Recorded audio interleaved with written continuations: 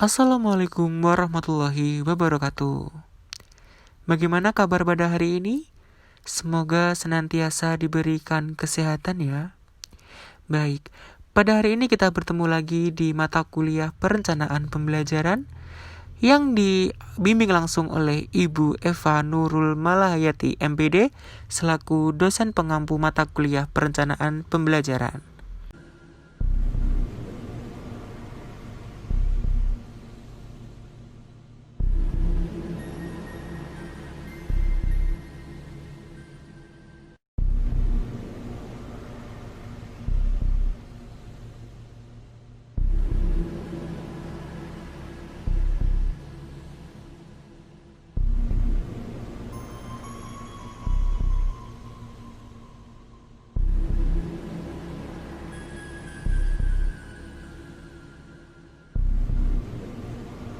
Di sini saya Alfian Nuzul Bagus Arianto dengan nomor induk mahasiswa 181088304, mahasiswa program studi pendidikan biologi Universitas Islam Blitar sebagai komunikator pada materi kali ini.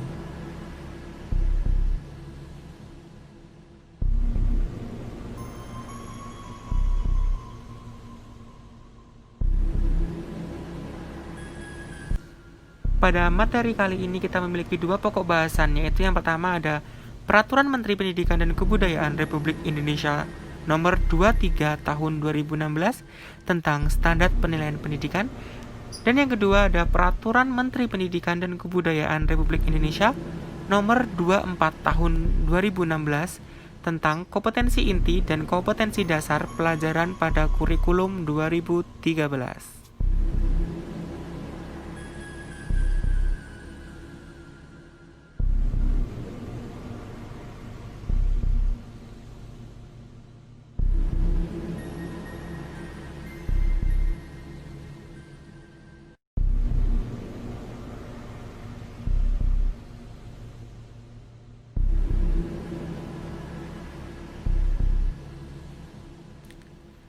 Pada pokok bahasan yang pertama, yaitu mengenai Permendikbud RI nomor 23 tahun 2016, ada beberapa istilah yang perlu kita pahami, yaitu diantaranya ada standar penilaian pendidikan, penilaian, pembelajaran, ulangan, ujian sekolah atau madrasah, dan kriteria ketuntasan minimal atau KKM.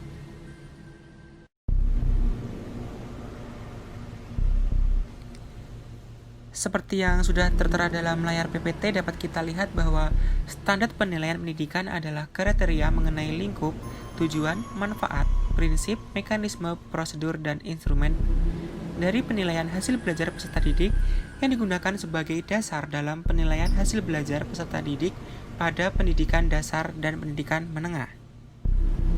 Kemudian pada penilaian adalah proses pengumpulan dan pengolahan informasi untuk mengukur pencapaian hasil belajar peserta didik. Dan yang ketiga ada pembelajaran.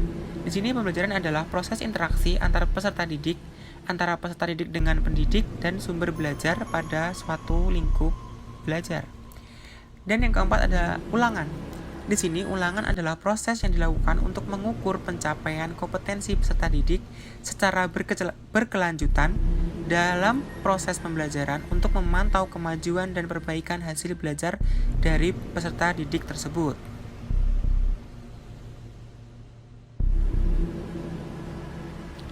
Selanjutnya di Permendikbud RI nomor 23 tahun 2016 terdapat juga istilah ujian sekolah atau madrasah.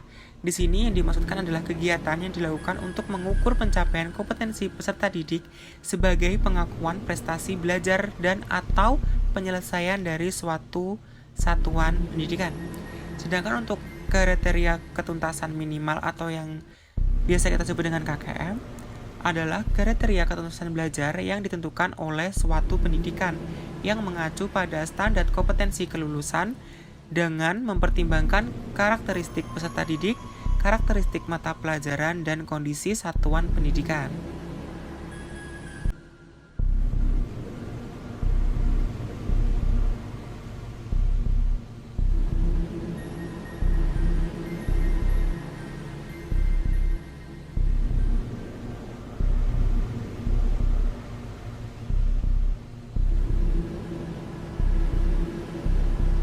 Pada Permendikbud nomor 23 tahun 2016 terdapat juga bab mengenai lingkup penilaian.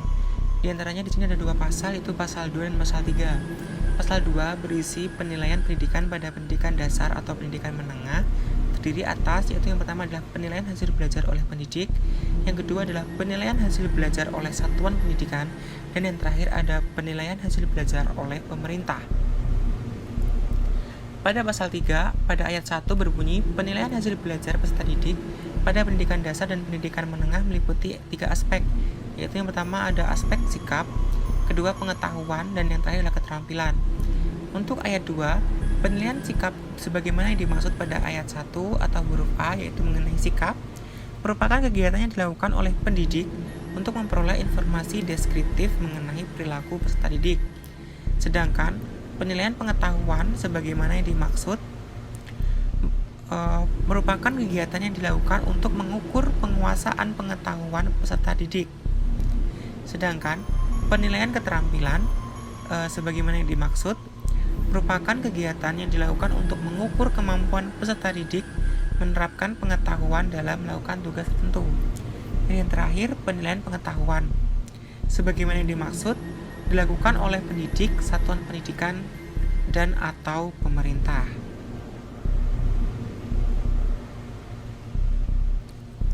Sedangkan pada pasal 4 ini berisi mengenai tujuan dari penilaian. Yang pertama, penilaian hasil belajar oleh pendidik bertujuan untuk memantau dan mengevaluasi proses kemajuan belajar dan perbaikan hasil belajar peserta didik secara berkesinambungan. Yang kedua adalah penilaian hasil belajar oleh satuan pendidikan bertujuan untuk menilai pencapaian standar kompetensi lulusan untuk semua mata pelajaran. Dan yang ketiga, penilaian hasil belajar oleh pemerintah bertujuan untuk menilai pencapaian kompetensi lulusan secara nasional pada mata pelajaran tertentu. Pada Permendikbud nomor 23 tahun 2016 terdapat juga bab yang mengatur mengenai prinsip penilaian, yaitu terdapat pada pasal 5 dengan beberapa prinsip di dalamnya. Yaitu yang pertama adalah sahih, berarti penilaian didasarkan pada data yang mencerminkan kemampuan yang diukur.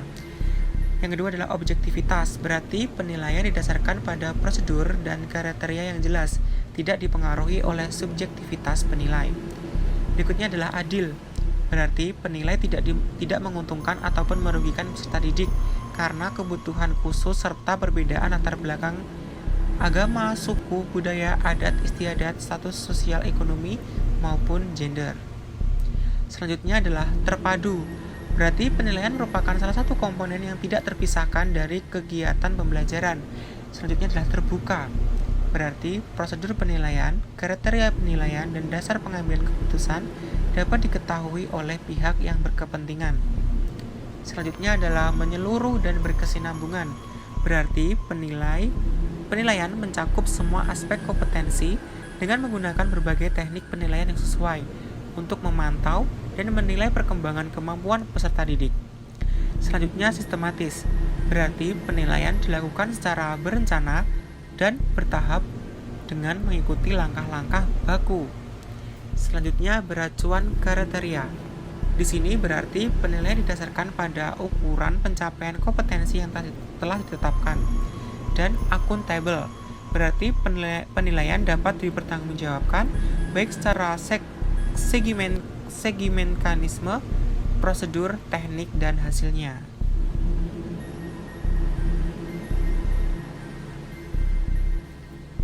Sedangkan untuk bentuk-bentuk penilaian ini diatur di dalam pasal 6, 7, dan 8 pada bab 4 Permendikbud RI nomor 23 tahun 2006.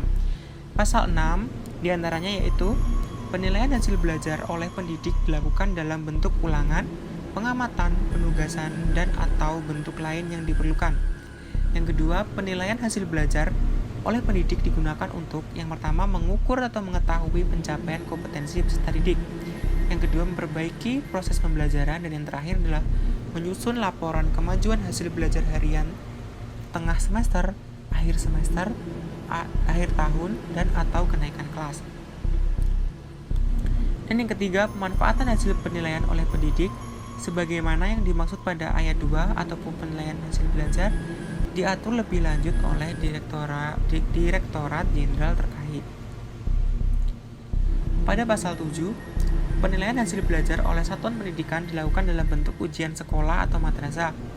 Penilaian hasil belajar oleh satuan pendidikan sebagaimana yang dimaksud digunakan untuk penentuan kelulusan dari suatu pendidikan. Suatu pendidikan menggunakan hasil penilaian oleh suatu pendidikan dan hasil penilaian oleh pendidik sebagaimana yang dimaksud untuk melakukan perbaikan dan atau penjamin mutu pendidikan pada tingkat satuan pendidikan tertentu. Dalam rangka perbaikan ataupun penjaminan mutu pendidikan sebagaimana yang dimaksud, satuan pendidikan menetapkan kriteria ketulusan minimal atau KKM dan atau kenaikan kelas peserta didik. Pada pasal 8, isinya itu mengenai penilaian hasil belajar oleh pemerintah dilakukan dalam bentuk ujian nasional atau bentuk lain yang diperlukan. Yang kedua, penilaian hasil belajar oleh pemerintah dalam bentuk ujian nasional digunakan sebagai dasar untuk yang pertama, pemetaan mutu program dan atau satuan pendidikan. Yang kedua, pertimbangan seleksi masuk ke jenjang pendidikan berikutnya. Dan yang terakhir adalah pembinaan dan pemberian bantuan kepada satuan pendidikan dalam upayanya untuk meningkatkan mutu pendidikan.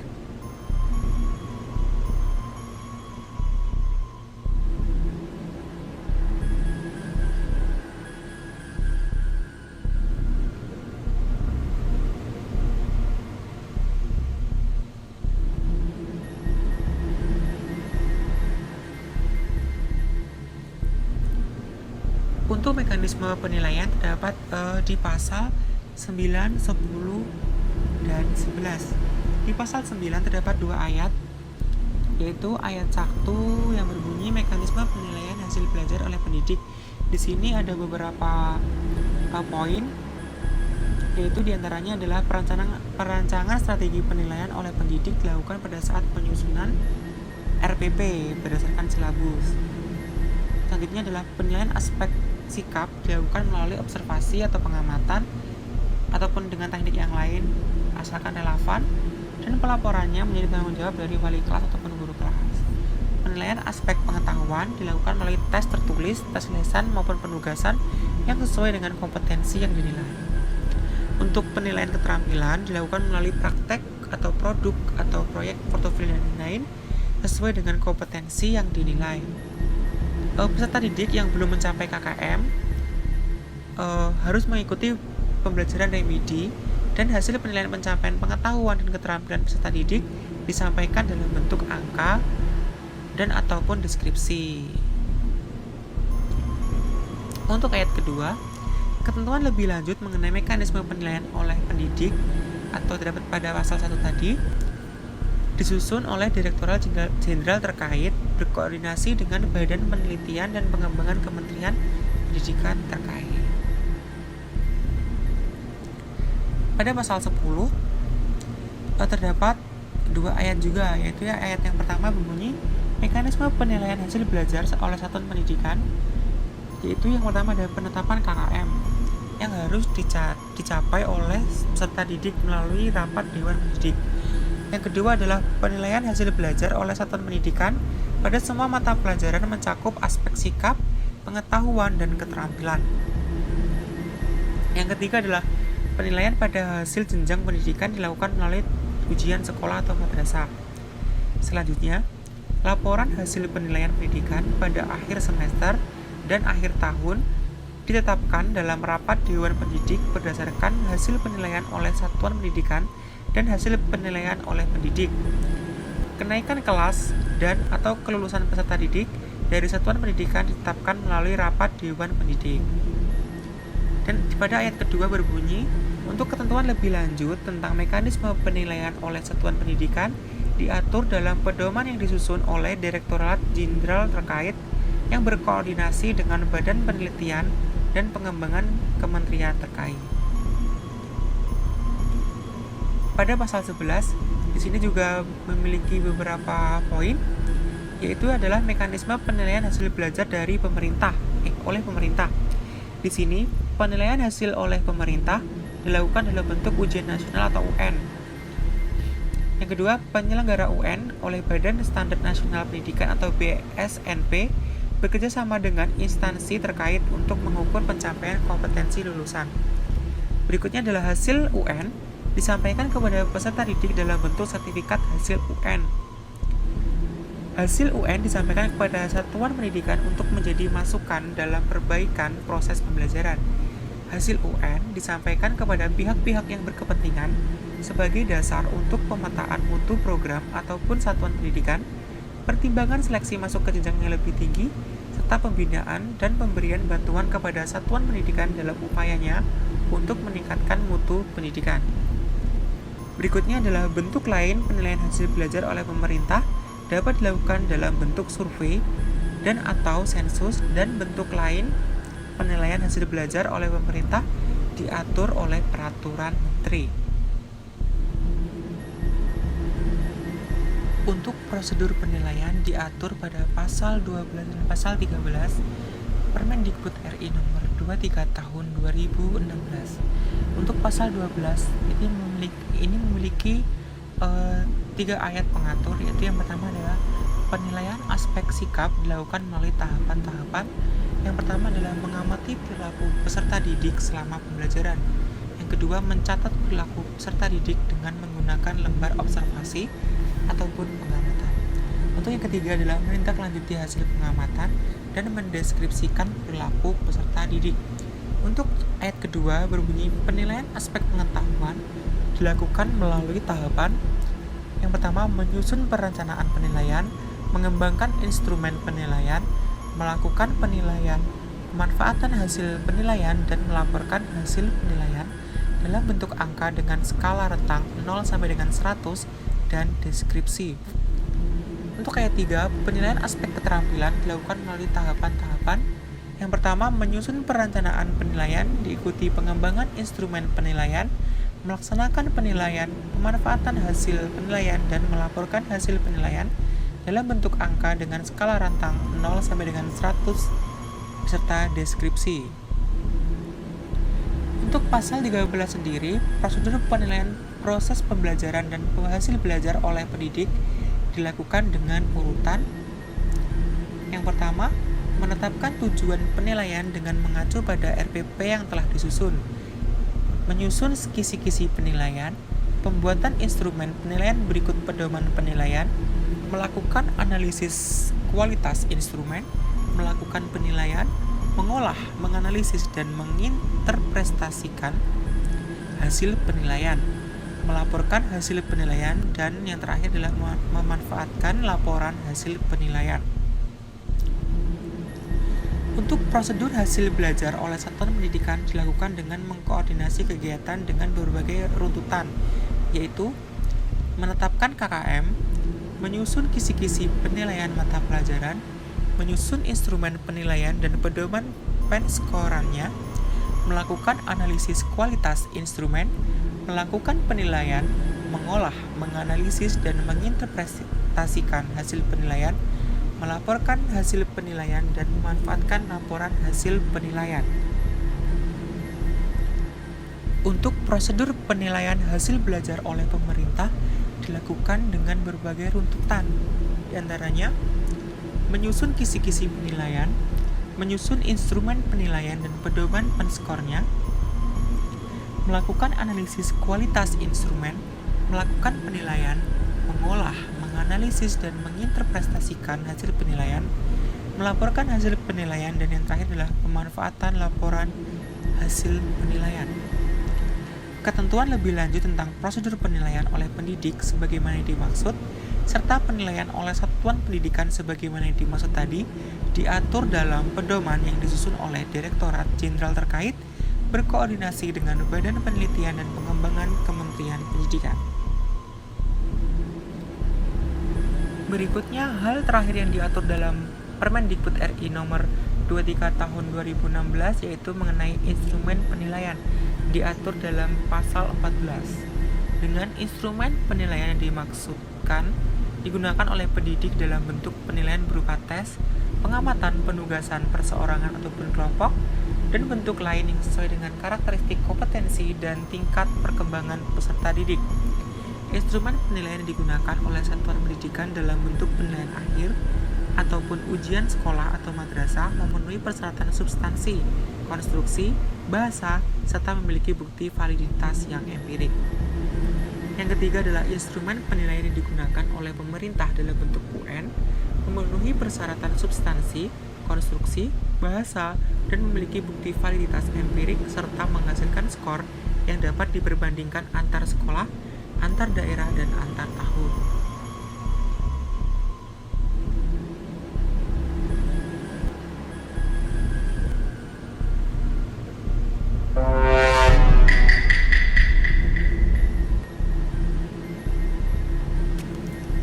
Setelah kita tadi membahas mengenai Permendikbud RI nomor 23 tahun 2016, sekarang kita beranjak ke pokok bahasan kita yang kedua, yaitu Peraturan Menteri Pendidikan dan Kebudayaan Republik Indonesia nomor 24 tahun 2016 tentang kompetensi inti dan kompetensi dasar pelajaran pada kurikulum 2013 pada pendidikan dasar dan pendidikan menengah.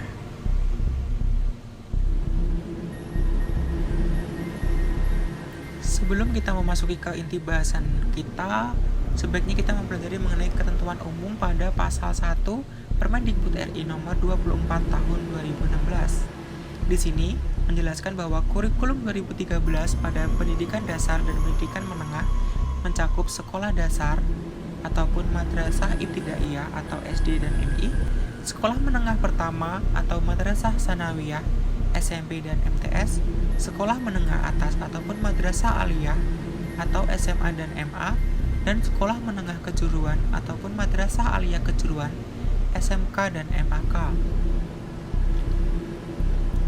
Kurikulum 2013 pada pendidikan dasar dan pendidikan menengah sebagaimana yang dimaksud terdiri atas kerangka dasar kurikulum dan struktur kurikulum. Pelaksanaan pembelajaran pada sekolah dasar ataupun MI dilakukan dengan pendekatan pembelajaran tematik terpadu, kecuali untuk mata pelajaran matematika dan PJOK sebagai mata pelajaran yang berdiri sendiri untuk kelas 4, 5, dan 6. Pelaksanaan pembelajaran pada sekolah menengah pertama ataupun SMP dan MTS, sekolah menengah atas ataupun SMA dan MA, dan sekolah menengah kejuruan ataupun SMK dan MAK dilakukan dengan pendekatan pembelajaran sebagai mata pelajaran yang terdiri dan berdiri sendiri.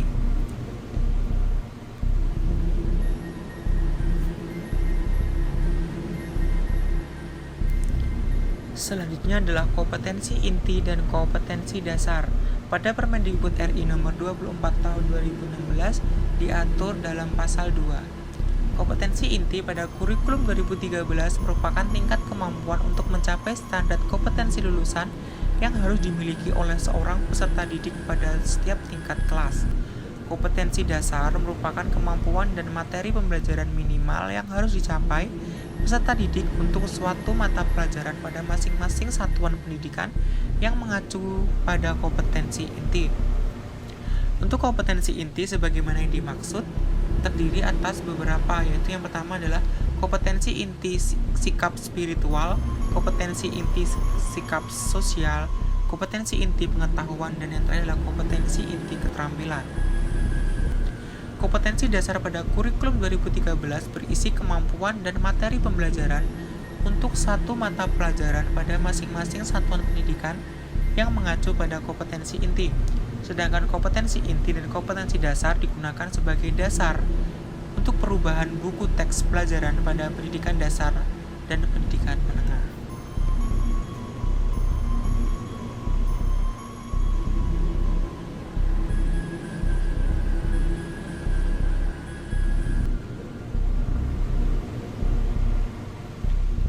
Berikutnya kita membahas mengenai kompetensi inti dan kompetensi dasar pelajaran biologi ataupun IPA sesuai dengan kurikulum 2013. Nah, seperti yang telah kita ketahui dan kita pahami tadi, di dalam Permendikbud RI nomor 24 tahun 2016 pasal 2 mengenai kompetensi inti dan kompetensi dasar, maka pembelajaran IPA biologi pada sekolah dasar ataupun menengah memiliki kompetensi inti dan kompetensi dasar sebagai berikut. Untuk yang pertama, tujuan kurikulum mencakup 4 kompetensi, yaitu yang pertama ada kompetensi sikap spiritual, sikap sosial, pengetahuan, dan yang terakhir adalah keterampilan. Untuk kompetensi tersebut dicapai melalui proses pembelajaran intrakurikuler, kurikuler, dan ekstrakurikuler. Untuk rumusan kompetensi sikap spiritual yaitu menghayati dan mengamalkan ajaran agama yang dianutnya.